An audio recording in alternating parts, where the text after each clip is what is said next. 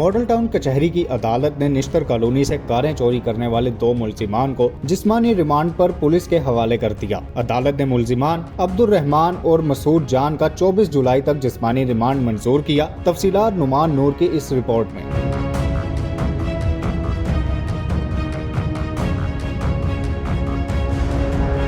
Model town कचहरी के duty judicial magistrate ने कार चोरी के मुकदमा में मुलव्विस मुल्जिमान का जिस्मानी रिमांड मंजूर किया। मुल्जिमान के खिलाफ थाना निश्तर कॉलोनी में मुकदमा दर्ज है। पुलिस इससे पहले मुल्जिमान का 8 दिन का जिस्मानी रिमांड हासिल कर चुकी है। पुलिस तफ्तीश में मुल्जिमान इकबाले जुर्म कर चुके हैं।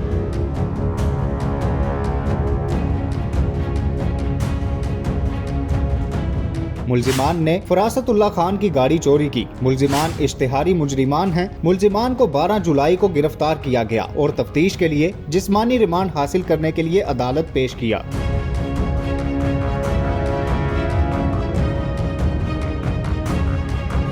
पुलिस तफ्तीश में मुल्जिमान ने गाड़ी चोरी करके बेचने का एतराफ भी किया। कैमरा टीम के साथ नुमान नूर, कहो पाकिस्तान।